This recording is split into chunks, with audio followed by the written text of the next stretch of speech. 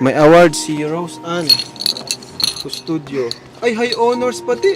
Kaya hindi po tayo magtataka kung sakasakaling darating ang panahon, ang mga araw, na lalo pong magti-trending yung vlog po patungkol sa kanya. Dahil sa ngayon pa lang po, yung part 1, nasa 1 million views.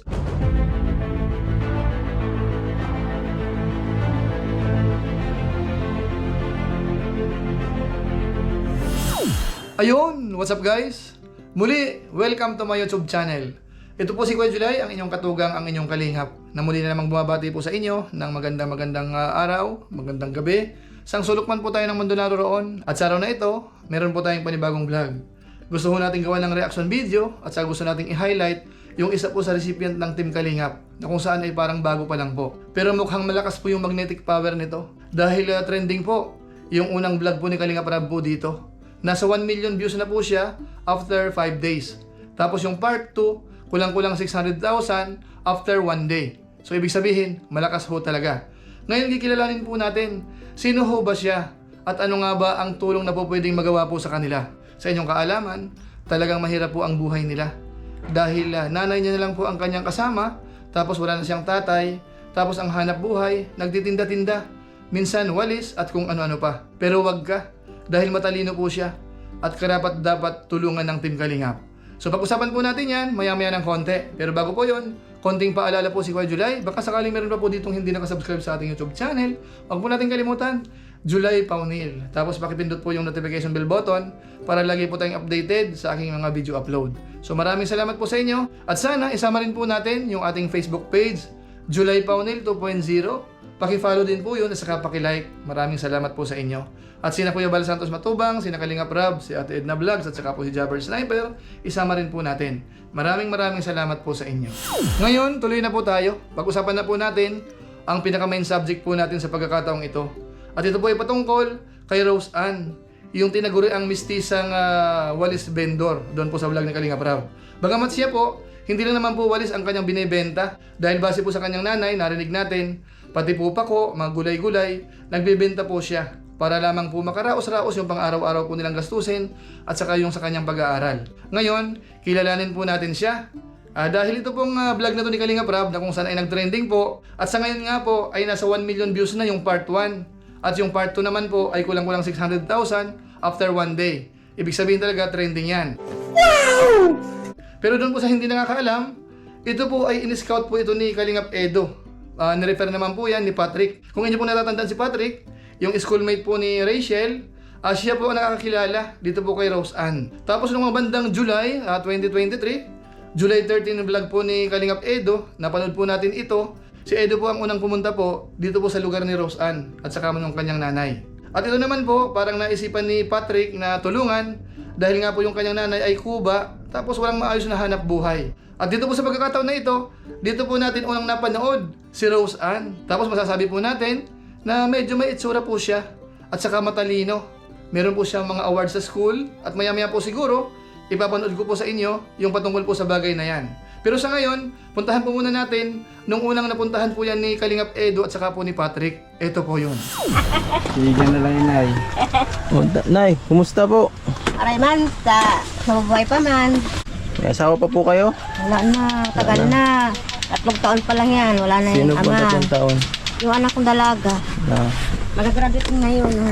graduate. Grade 12. Grade 12 nga po, yan nga. Oo, magagraduate siya. Yung grade 12. Ano kayo? Yung Ano po? nyo? Sa grupo po kami ni Kuya Bal, yung natulong baga po sa mahirap. Salamat sa Diyos. Siga na din. Kailangan po talaga kami ng tulong. Ay, Dahil Nirefer kayo ni Patrick. Ha? Ni Patrick sa amin, nirefer kayo para May nakaano din po sa akin yung San Pablo po na si Sige baka po pwede kami. matulungan. Hindi ka- Sino may kasama po kayo sa bahay? Anak nyo? Oo, yun nga, yun, yan nga. Magagraduate Hello. po yun. Ay. Grade 12. Grade 12. Kumusta ate? Dito ka muna sa labas ka muna. Problemado po nga yan. Problemado. Graduate po yan. Maraming bayan sa Graduate. eskwelahan. Graduate nga ni po. Saan siya nag-eskwela? Wala akong trabaho, pambuhan. Nabambuhan. Siya lang po ang anak nyo. Ikaw lang ang anak na. Isa lang yun. Ako na nagpalaki niyan. 3 taon pa lang yan. Wala na yan na ama. Na may sakit siya. May sakit yung anak. Ay, tatay. Ama niya. Ako na nagboy sa kanya. Hindi ka po nag-asawa pa. Di ka pa naghanap ng ulit, ng isa pa. Mahirap kasi may dalaga na ako. Paano Mahirap. kung siya nang maghanap? Di ba, alin dalaga na, eh ako tanda Hindi na. gusto mo pa talaga mag-asawa. Kabuhay niyo po, kumusta ako? Ay, Saan ka nag, ano? wala man akong hanap buhay dito. Walang hanap buhay. Walang hanap buhay. May bangka ka baga na yun, di mo ginagamit yung bangka mong yan. Ay, bulok na yan. Hindi man akin yan. Hindi Ganyan sa'yo. sa bahay namin. Ano ginagawa ko ngayon? Magpunta sa bulas.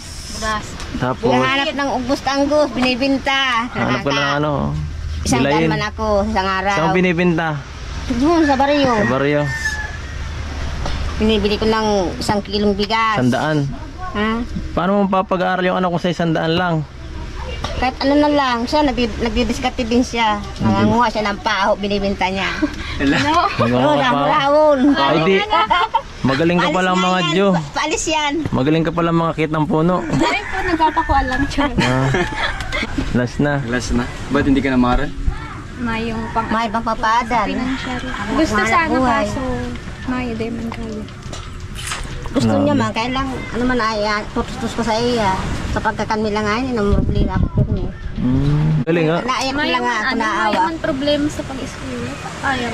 Kaso nga sa financial lang talaga. Financial Finances na. talaga. So yan po, nagbebenta-benta ng kanggos, ng pako, at kung ano-ano pa. Talagang mahirap po talaga yung kanilang buhay. At napansin po natin, talagang desidido po siyang mag-aral. Kaso nga lang po, talagang walang panggastos. Ibig sabihin, ang isa po sa problema nila ay financial. Ngayon, dahil po sa sitwasyon na yan, inilapit po ito ni Kalingap Edo kay Kalingap Rab. Na ito na nga po, nagkaroon po ng vlog si Kalingap Rab, 2 part na po sa ngayon.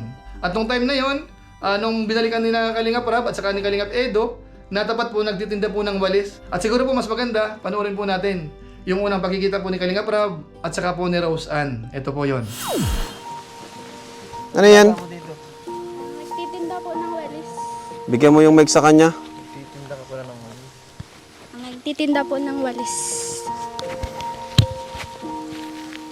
Taga saan ka, Rose Ann?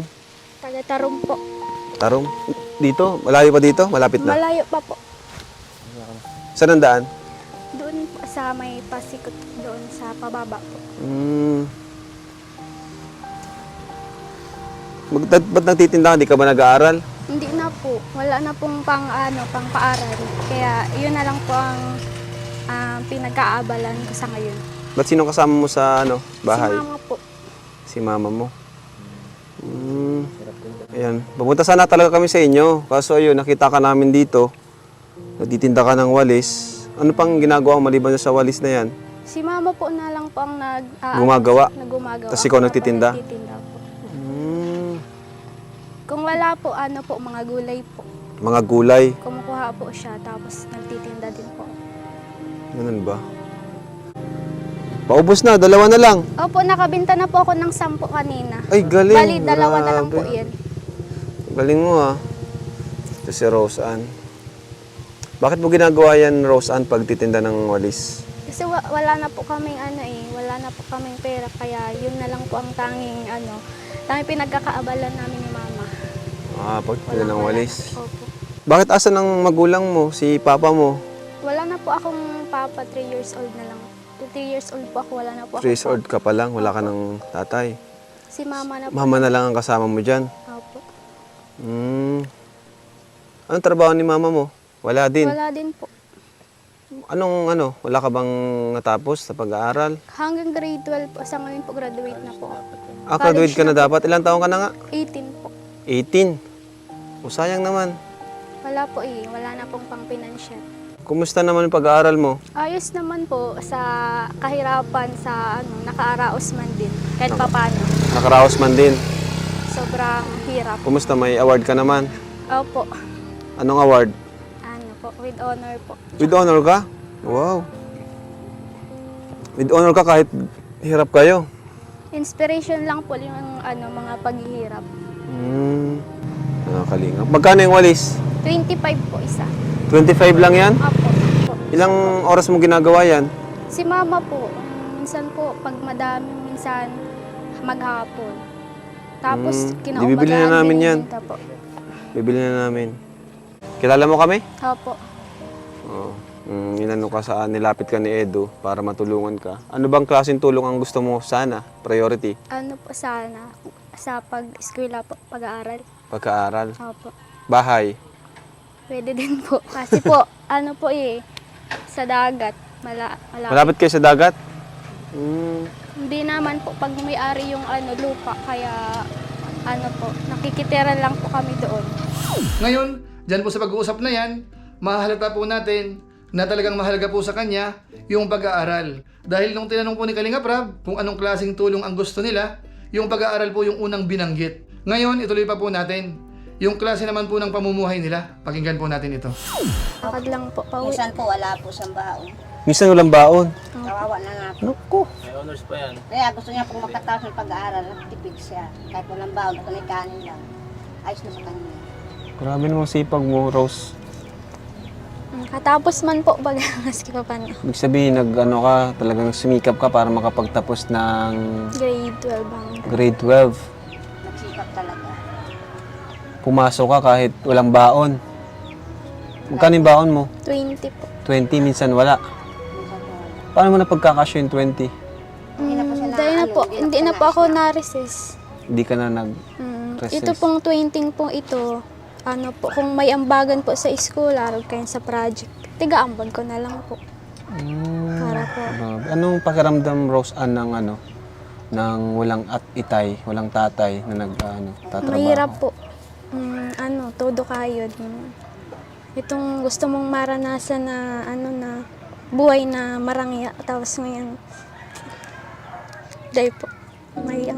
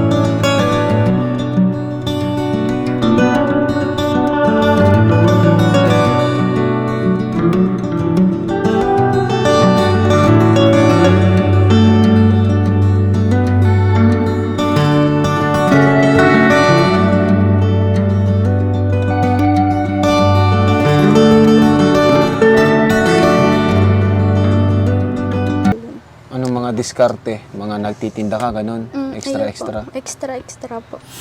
So yan po mga kababayan, napanood po natin at nakita natin kung gaano po kahirap yung kanilang kalagayan. Bagamat halatang halata po na nagpupursige pong mag-aral, kahit walang baon, tuloy po ang pag-aaral. At sa nakikita po natin dito, parang deserving po siyang tulungan sa kanyang pag-aaral. Dahil alam niyo po ba, matalino po pala ito. Meron po siya mga award, tapos with high honor pa po siya. Ito, panoorin po natin. May mga award do. Check natin. Yan lang po ang niya. Pasok po ha. Sige po. May award si Rose Ann. Studio. Ay, high honors pati. Yan po. Ngayon lang po yan. With high honors pati oh. May medal. Grabe, matalino mga kalingap. Sa kanya dahil nagsikapan niya talaga mag-aral. Pero sayang po kundi siya magpatuloy. Gusto niya po mag-aral ng college, kaya lang po, iniisip niya po daw ang suporta. Katong grade 11, nag-grade high ako. Tapos Hindi po mag-college. with honor na lang. With high honors ka pala, Ate Rose Ann. Matalino. Yan. So yan po mga kababayan, sa napanood po natin, mukhang potential po talaga siya na tulungang mag-aral. Dahil nga po may mga award. Ibig sabihin, magandang senyales po yon at mukhang meron po siyang mararating. Ngayon, dyan po sa episode na yan, tinulungan po yan ng Team Kalingap. Inabutan po yan ng pera. Panoorin natin sandali. Salamat po sa mga patuloy na nanonood Salamat po. sa ating channel. Thank you so much po sa inyo. Ayan, mula po ito sa ating channel, bibigyan natin kay Rose. Oh, Rose, 5,000 pesos para sa inyo. Salamat po. Mag-ingat.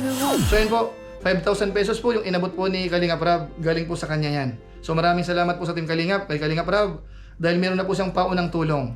Ngayon mga katugang mga Kalingap, puntahan po natin yung part 2. Dahil nung binalikan po uli ni Kalingap Rab, alam niyo po ba, yung ibinigay na pera, merong mga pinaglagyan. Ito, panoorin natin. Kumusta kayo, Rose Ann? Okay naman po. Kahit Kumusta si mama mo pala? ano po, medyo hindi po okay kasi po may sakit po ngayon eh. May sakit? Opo. Anong sakit niya? Ano po, uric acid po. Uric acid? Sa tiyan po. Malala na po. Malala na. Ibig sabihin yung binigyan namin sa'yo, pinampacheck up nyo rin. Opo. Grabe. Anong ginawa mo dun sa ibang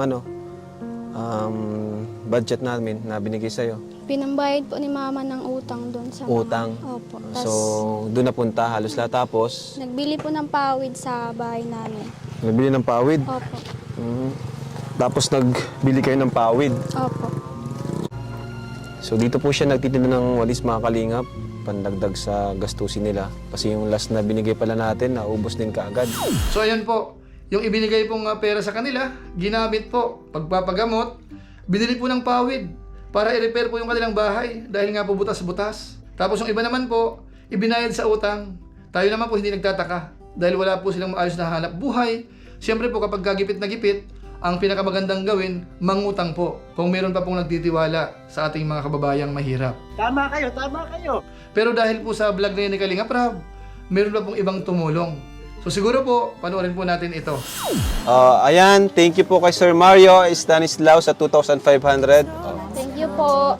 Ayan. And kay Sir Iggy Medilo sa 5,000 pesos. Grabe, lapakan natin. Thank you po. Salamat.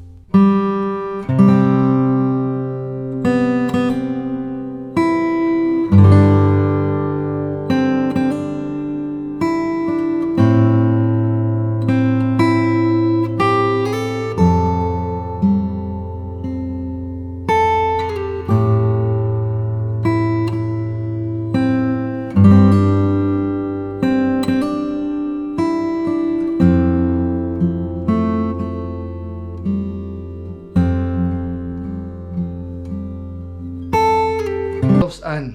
Ngayon po mga katugang mga kalingap, siguro naman, kahit papaano po, meron na po tayong idea kung anong pamumuhay meron po sila.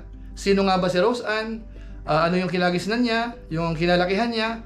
Yung interest niya ng pag-aaral? Yung kagipitan po nila. Ngayon ang tanong, sa palagay niyo ho ba, deserving pong tulungan ito pong pamilya po ni Rose Ann? Siguro naman mga katugang mga kalingap, pareho po tayo ng nararamdaman. Para sa akin po, karapat-dapat po siyang tulungan. Dahil una, wala na po siyang tatay. 3 years old pa lang po siya nung namatay yung kanyang tatay dahil po sa sakit. Tapos yung kanyang nanay naman po, may nararamdaman, merong sakit, tapos kuba. Hindi naman po makakapagtrabaho ng maayos yan. Siguro po yung mga magagaan na trabaho, manguha ng gagawing walis, o kaya naman panindang gulay, pwede po yun. Pero syempre po, limited po yun. Yung income po nun, maliit na maliit lang. Kaya siguro mga katugang mga kalingap, marapat lamang po silang tulungan ng Team Kalingap. At nagkataon naman po, na yung patungkol po sa buhay nila, base dito sa mga vlog na napanood natin, nagustuhan po sila ng mga viewers.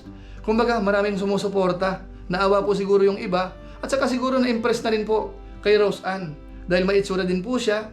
Tapos mabait din, maayos na kausap. Tapos smart kapag po kinakausap ni na Kalingap Rab. Kaya hindi po tayo magtataka kung sakasakaling darating ang panahon, ang mga araw, na lalo pong magti-trending yung vlog po patungkol sa kanya.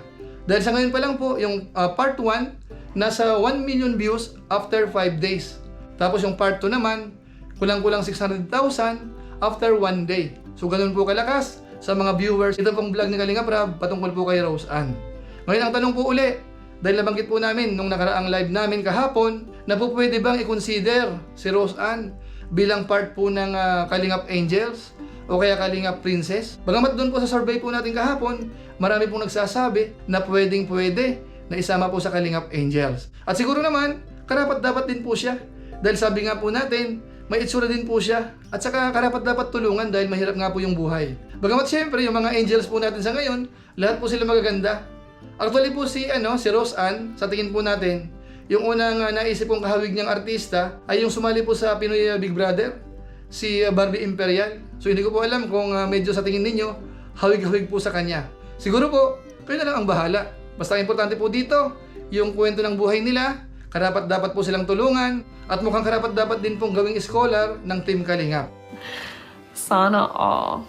Kaya ito po ulit tayo, Yung nagagawa po ng Team Kalingap, kitang-kita po natin na talagang nakakatulong. Kaya sana, ang mga viewers natin, patuloy po nating suportahan sina Kuya Bal Santos Matubang, sina Kalingap Rab, bilang nangunguna po sa Team Kalingap. At saka syempre yung kanilang mga katukatulong, yung mga Lingap partners na sa tingin natin, tumutulong po talaga sa Team Kalingap. So maraming salamat po sa inyo. Siguro po sa pamamagitan po niyan, pansamantala magpapaalam po muna tayo. Pero gaya po ng dati, meron po muna tayong isa shoutout.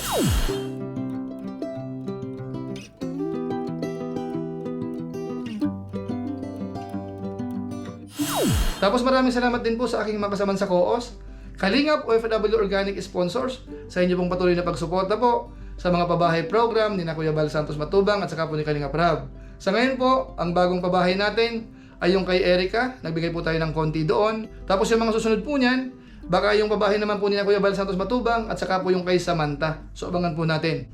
Tapos maraming salamat din po sa ating mga followers, yung masugid na taga-subaybay po ni Kuya July. Laging nanonood po sa ating mga video upload, sa ating mga live stream, kahit replay po yan. Maraming salamat po sa inyo. At ganoon na rin po yung nanonood din doon sa ating Facebook page, July Paunil 2.0, yung nakafollow po doon, saka nakalike. Maraming salamat, lalong-lalo na po yung mga hindi nag-skip ng ads, masipag mag-share ng ating mga videos. Gaya nito, kung inyo po nagustuhan, pwede po nating i-share. Maraming salamat po sa inyo. Muli, ito po si Kuya July, ang inyong katugang, na pansamantalang nagpapaalam po muna. Kita-kita na lang tayo sa mga susunod ko pang vlog. Maraming salamat sa inyong walang sawang pagsuporta po sa ating YouTube channel. Pagpalain nawa kayo ng Diyos, mabuhay tayong lahat. God bless. Bye-bye!